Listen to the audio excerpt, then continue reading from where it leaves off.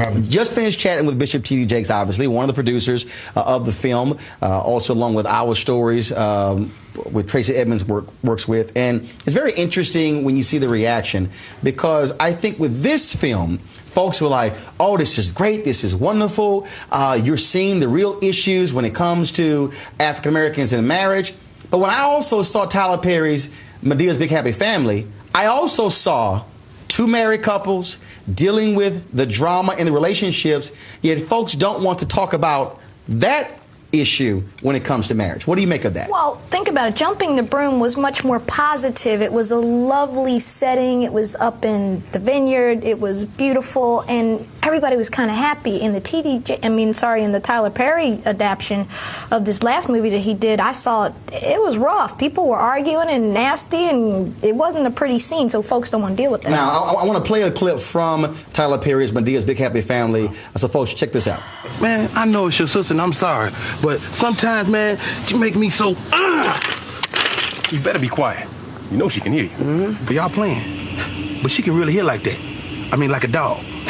What is wrong with your sisters, Byron? Man, what is wrong with women, period? She's always mad. And it seems like the longer that we're married, the worse it gets. You on that? Maybe her and Tammy going through menopause or something. Oh, it ain't no menopause with Tammy. Tammy was like that when we first met. Wow.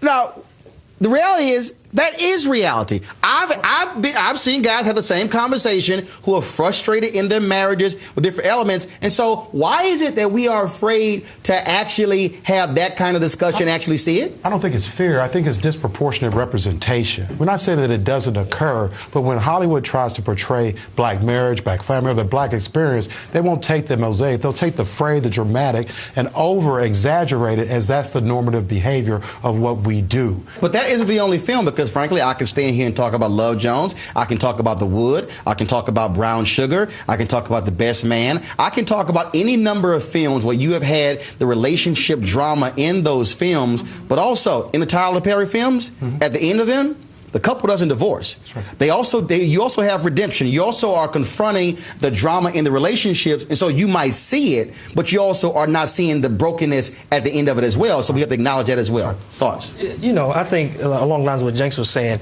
when we look at films like, Medea's, the last film that came out, it's the construct of how many of those films are being made. You know, how many films, I think when T.D. Jakes comes out with a movie like Jumping the Broom, people are so excited to see successful African-American families in those films. You know, they're excited to see us just defined in a different way. But is it a question, though, of seeing successful African-American films, or the point that Sophia talked about, that is, they're on the vineyard, these folks are having the jobs, but the reality is, whether they're on the vineyard and successful, or whether they are broke as all get out, the problems in the marriages are still the same. What the hunger is, especially with Lamar, they've got a great film. It's a positive representation of black marriage. People were hungry, and it's not just to sit in front of the wide screen and see something that exists. We're not going to, but we want to see something that reflects more of what our experience is. Yeah, reflects the spectrum. I noticed with T.D. Jakes' movie,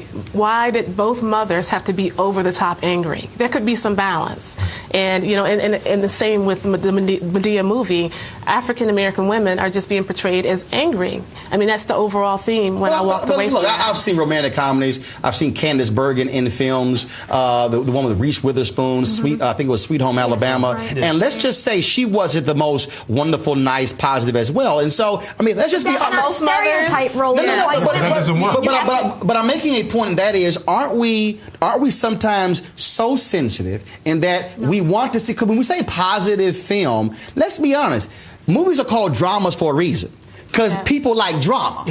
Whether you're white, black, Hispanic, Asian, we like drama. And so when you have all sugar and it's all saccharine, let's just be honest, we're not necessarily running around trying to go see it. But pick up on Ronnie's point. The images of the two black mothers in Jumping the Broom, and I don't want to spoil it for people who haven't seen it, they were very stereotypical. They were the extreme. The Angela Bassett character was the bougie vineyard mom with the jacked up marriage, drinking, kind of whatever, and then the other mom was from Brooklyn. She was just not nice to this young woman. She even tried to wreck the marriage up at one point, or the to-be marriage, and it was the stereotypes of angry versus bougie black women. None of them were happy, which was the bad news in the story. So, but I think that Not Easily Broken, which is another T.D. Jakes film, I thought was fabulous, because even though it dealt with the hardship of marriage and what happens, as you said, it had a good ending that if we stick together, and these guys are all more qualified than I as being the unmarried person here to talk about this, then you can make it. And how many of us saw Not Easily Broken? That's all. How much money did it make this opening weekend? Didn't make $15.7 million. I mean, Down in the Delta, I can talk about that film. I can talk about Meet the Browns. Angela Bassett played in that movie, Falling in Love with Rick Fox, same thing. My point there is it's very interesting when we talk about certain films, our audiences still determine, the audience at the end of the day will determine what they want to see. What we produce. So we can criticize what we see on the screen, but when the audiences say, I want to see that, aren't they also making a call? Definitely. I still think that's one of the largest problems in the African-American community. We profess so much how we don't want films like Medea, how we don't want these stereotypical films in New Age black exploitation. We call them shucking and jiving. But like you said, on Friday afternoon, those are all the films we're lining up down the block to see. Also, in both of these films, you also have faith. And so it's interesting, you would see all of those elements in the films, but people still would say, yeah, but it still had this. So at some point, isn't the satisfaction that we have Medea's Big Happy Family and Jump in the Broom, so therefore folks are satisfied? Sure. I mean, yeah, we had options this weekend. You didn't want to give that up. You notice how you didn't want to give that up. She's kind of like, yeah. Oh man, see, you didn't want to give that up. That's what I go through. I did.